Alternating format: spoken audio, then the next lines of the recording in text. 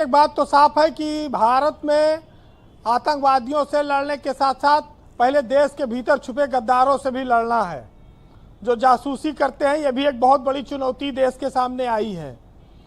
और जिस तरह से दीमक पूरे पेड़ को खोखला कर देती है, उसी तरह से ये गद्दार और जासूस लोग देश को खोखला करना चाहते हैं। लेकिन हर चीज़ का इलाज है। ये जिस तरह से आज युवाओं को, तमाम लोगों को गुमराह करके कश्मीर में ये तो आरोप लगते रहे कि नेता तक भी जासूसी करते हैं पाकिस्तान के लिए। बहुत सारे कश्मीर के संगठन ऐसे हैं। आज ज्योति मल्होत्रा पकड़ी गई हैं।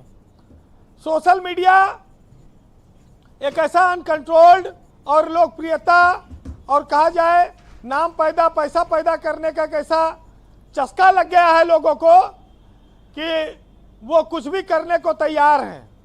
और इसी ग्लैमर, चकाचौंध, पैसे की आवश्यकता में वो सब कुछ गंवाने को आ जाते हैं। बड़ा दुर्भाग्य है कि हमारे यहाँ जिसको कहने पे घर में एक गिलास पानी न मिलता हो, वो भी यूट्यूब पर और सोशल मीडिया पे बहुत बड़े बड़े दावे करता है।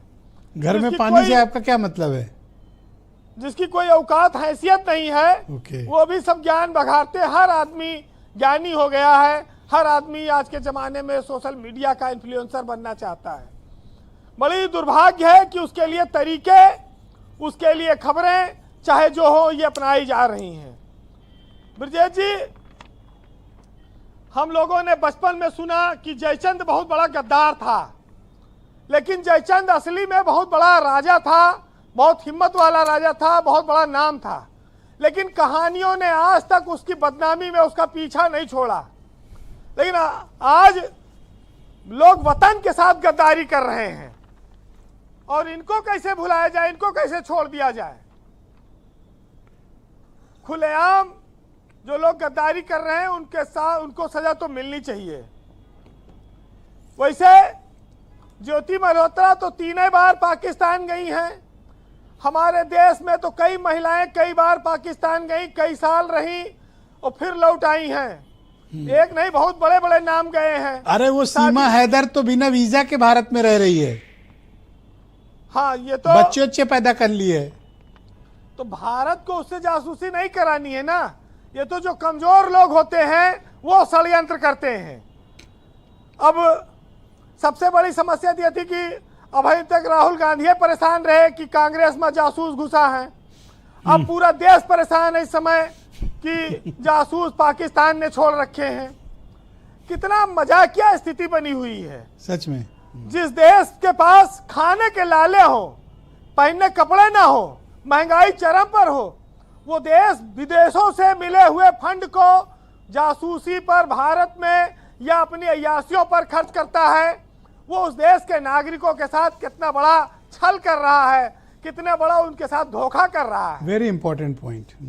और भारत तो एक बहुत विशाल जनसंख्या वाला देश है।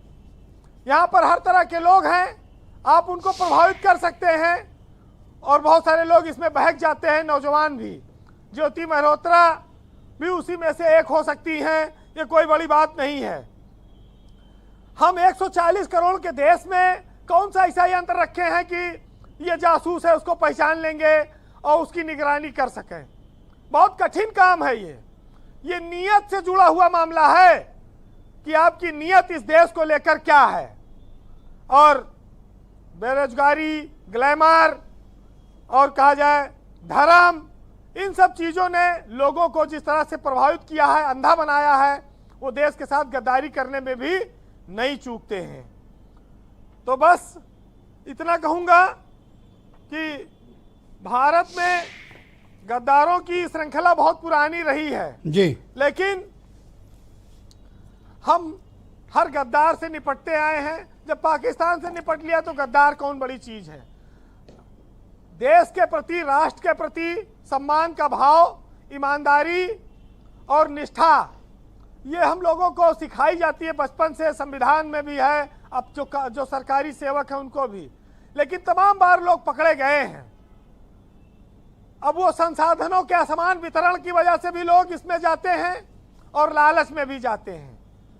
बहुत सारी चीजें हमारे एक्सपर्ट लोगों ने कही हैं, लेकिन मैं 2 लाइन में कहूंगा, आप सुनिएगा कि न खून से, न शहादत से, न सिसकियों से, न संतापों से हिंदुस्तान सदा मात खाता है, आस्तीन के सांपों से। बहुत शुक्रिया वीरेंद्र जी, आपने बड़ी ऊंची और बड़ी सारगर्भित बात इस घटनाक्रम को लेकर कही है। आपका बहुत शुक्रिया, धन्यवाद। बहनों भाइयों, मैं इस परिचर्चा का दूसरा चरण